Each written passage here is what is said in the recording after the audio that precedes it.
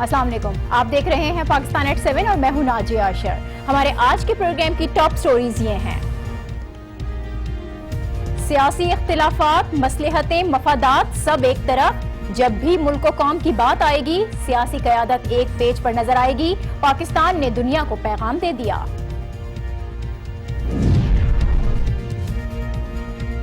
पार्लिमानी party इजलास में मसला कश्मीर और LOC पर कशीदगी पर ब्रीफिंग, CPEC का तस्करा, पार्लिमान की कौमी सलामती कमेटी बनाने की तजवीज़, मुस्तकिल वजीर खारजा लगाने का मुतालबा, क्या हुकूमत इन मशवरों पर अमल करेगी? और MQM पाकिस्तान की जीत, हुकूमत ने पार्लिमानी हैसियत तस्लीम कर ली, अब लंदन से इस्तीफों के मुतालबे का क्या होगा, इस पर भी प्रोग्राम में बात होगी।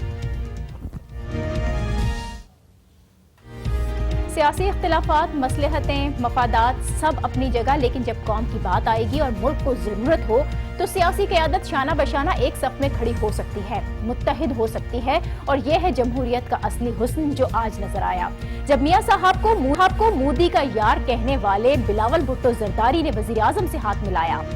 रायविंड पर हुकूमत को ललकारने वाले PTI के शाह महमूद कुरैशी मियां साहब से बगलगीर हुए।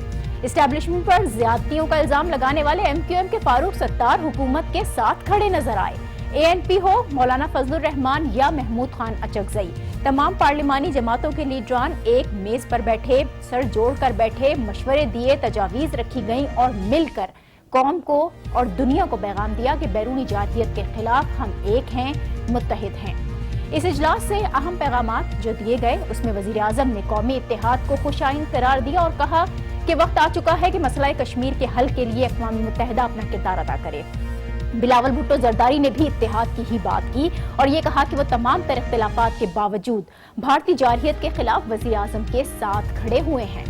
शाह महमूद कुरैशी बोले, हम दिखाना चाहते हैं कि पाकिस्तानी कौम मसला कश्मीर पर यकजा है। अमीर जमात इस्लामी सिराजुल हक ने वज़ीर आज़म के खिताब को अवामी ख्वाहिशात के मुताबिक करार दिया। अवामी नेशनल पार्टी के गुलाम अहमद बिलोर के मुताबिक मसला कश्मीर को सिफारती महाज पर एक नई जिंदगी मिली है। मौलाना फजलुर रहमान भी सामने आए और उन्होंने कौमी यकजहती पर जोर दिया। पार्लिमानी पार्टीज के तमाम रहनुमा बोले, खुलकर बोले, लेकिन नौजवान सियासतदान बिलावल भुट्टो जरदारी आज खासे मुनफरिद नजर आए।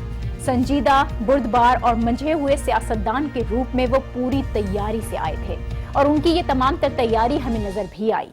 उन्होंने CPEC पर बात की, पार्लिमान की कौमी सलामती कमेटी बनाने की तजवीज़ दी, मुस्तकिल वजीर खारजा लगाने का मुतालबा किया, लेकिन इससे भी ज्यादा अहम ये था कि वो बहुत पॉजिटिव दिखाई दिए। उनका जो एटीट्यूड था वो बड़ा कमाल का था। उन्होंने मीडिया के सवालात का खास तौर पर जो सामना किया, जब उनसे मियां साहब को मोदी का यार करार देने से मुतालिक पूछा गया तब उनका क्या जवाब था, आपको ये सुनवाते हैं। देखो, अगर एक वजीर आज़म of the country, 3 times elected Prime Minister of Pakistan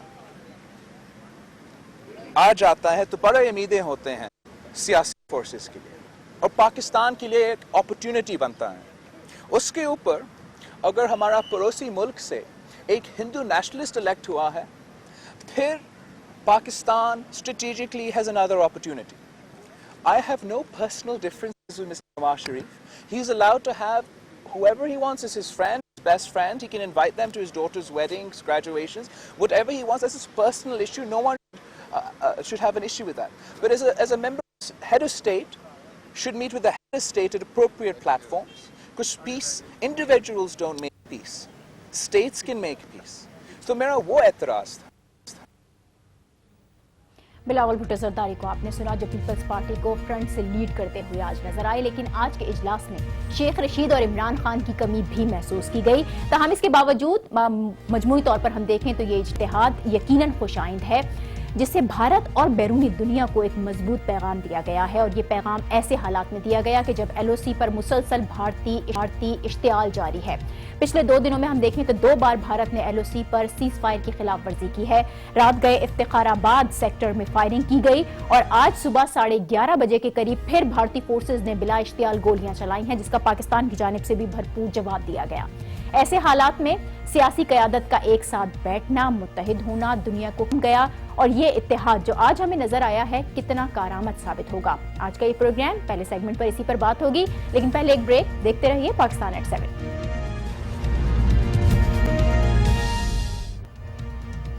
welcome back. आज होने वाला पार्लिमानी जमातों का इजलास और जो कौमी इत्तेहाद का मुजाहिरा हमें नजर आया, इस पर हम बात करेंगे। ब्यूरो चीफ इस्लामाबाद शौकत पराचा साहब हमारे साथ हैं। बहुत शुक्रिया पराचा साहब आपका। पाकिस्तान की पार्लिमानी जमातों ने बड़ा एक पॉजिटिव जेस्चर दिया है, तमाम पार्टीज का मिलकर बैठना खुशाइंद है। इस इजलास का एलामिया भी सामने आया, लेकिन इस एलामिया में कोई हिकमत अमली, कोई बड़े फैसले नजर नहीं आ रहे। क्या ये इजलास सिर्फ सिंबॉलिक था, इसलिए था कि दुनिया को इत्तेहाद का पैगाम दिया जाए, बताया जाए कि हम एक हैं, या फिर आप समझते हैं कि इस इजलास से प्रैक्टिकली कोई मुस्बत पेशरफ्त हमें नजर आएगी? देखिए, बजाते खुद पार्लिमानी रहनुमाओं का यूं मिलकर बैठना और फिर एक एलामिये पे इत्तफाक करना, ये बजाते खुद एक बड़ी डेवलपमेंट है, क्योंकि आपको मालूम है ये इजलास ऐसे वक्त पे हुआ है जब कहा गया 2 दिन पहले कि हम इस्लामाबाद को बंद कर देंगे मुहर्रम के बाद। तो मैं समझता हूँ ये तो बड़ी डेवलपमेंट है। उसी पार्टी के 2 लीडरान आए, शाह महमूद कुरैशी और डॉक्टर शीरीन मदारी, इस इजलास में शरीक हुए, वजीर आज़म की तारीफ की बैठ के। देखिए, ये सिर्फ इंडिया के लिए मैसेज नहीं है, ये सिर्फ पाकिस्तान की अवाम या इंडिया की अवाम के लिए मैसेज नहीं है, ये तो पूरी आलमी बरादरी के लिए मैसेज है कि भाई हम जो मर्जी करें सियासी मैदान में, लेकिन जब पाकिस्तान की सालमियत की बात आएगी, पाकिस्तान के दिफा की बात आएगी, जब मसला कश्मीर की बात आएगी, जब निहत्ते कश्मीरियों के साथ इजहार हमदर्दी, उनकी सियासी, सफारती और अखलाकी सपोर्ट की बात आएगी, तो हमारे जितने इख्तलाफात हों हम वहाँ पर इकट्ठे होंगे। जब पाक फौज के साथ शाना बशाना खड़े होने की बात आएगी, जब अपने शहीदों को खराज तहसीन पेश करने की बात आएगी, हम बिल्कुल इकट्ठे हैं। लेकिन यहाँ मैं ये भी कह दूँ कि जहाँ मियाँ नवाज शरीफ की अक़वाम मुत्तहिदा की जनरल असेंबली में इजलास को खिताब की तारीफ की गई, वहाँ पर कुछ ऐसे नुकात भी आज अपोजिशन ने वहाँ बैठकर उठाए और बाकायदा उन नुकात को एलामिये में रिफ्लेक्ट भी करवाया। मसलन नेशनल एक्शन प्लान के हवाले से इस मुल्क में एक तासर पाया जाता है कि हुकूमत उस पर अमल दरामद नहीं कर सकी क्योंकि एग्जेक्टिव पावर्स हुकूमत के पास हैं।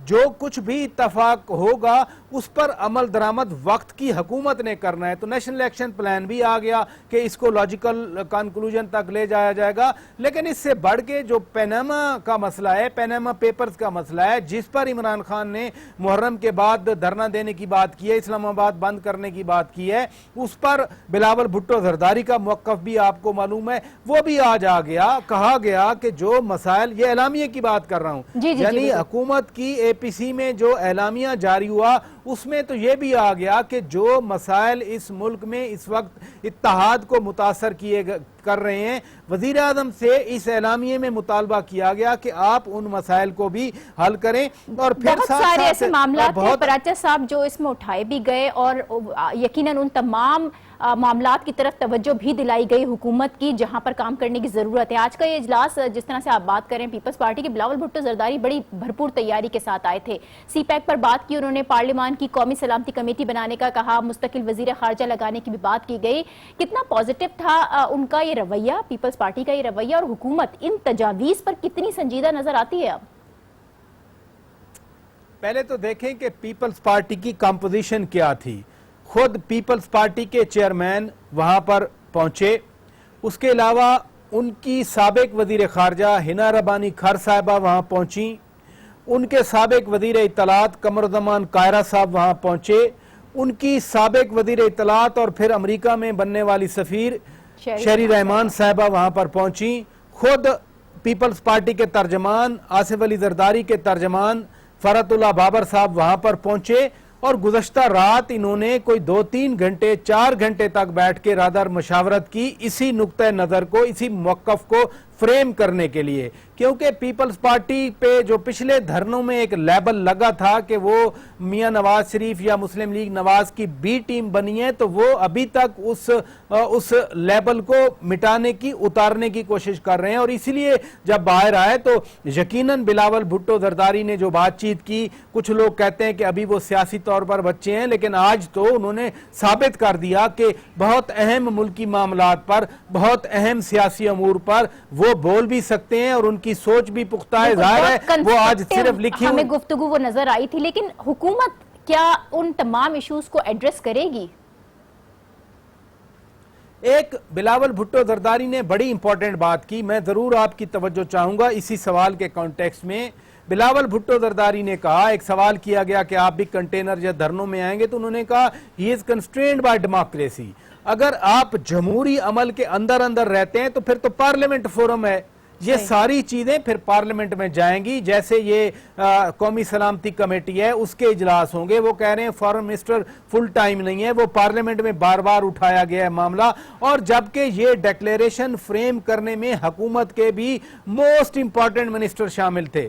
وزیر اعظم نواز شریف کے بعد اگر مسلم لیگ نون میں کوئی موسٹ امپورٹنٹ پرسن ہے تو وہ اسحاق ڈار صاحب ہیں, وزیر خزانہ ہیں. وہ اس ڈرافٹنگ میں شامل تھے جو آج ڈیکلیریشن ڈرافٹ کیا گیا. اور یقیناً کچھ بیک ڈور رابطے بھی رہے ہوں گے, کچھ ایک دوسرے کو منایا گیا ہوگا, کیونکہ ساری پارٹیز کے لوگ بیٹھے ہوئے تھے. اس لیے یہ بہت امپورٹنٹ ڈیکلیریشن ہے. یہ صرف نہ کشمیر یا بھارت کو ایڈریس کر رہا ہے, بلکہ وہ معاملات جو ملک میں یقیناً صحیح کہا گیا کہ قومی وحدت کو جو نقصان پہنچا رہے ہیں ان کو بھی شامل کیا گیا. بہت شکریہ شوکت پراچا صاحب ہمارے ساتھ تھے, بیورو چیف آج ناباد, اور آج ہونے والی یہ ڈیولپمنٹ جو کہ انتہائی اہم ہے اس پر اظہار خیال کر رہے تھے. ہم یہاں پر ایک بریک لے رہے ہیں, اور اس بریک کے بعد بات ہوگی کیا حکومت نے MQM پاکستان کی پارلیمانی حیثیت واقعی تسلیم کر لی ہے.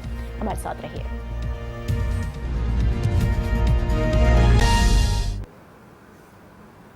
Welcome back. ہم بات کر رہے ہیں پارلیمانی پارٹی کا آج ہونے والا اجلاس. اسی اجلاس میں ایک اور اہم ڈیولپمنٹ ہمیں نظر آئی کہ فاروق ستار کو مدعو کیا گیا.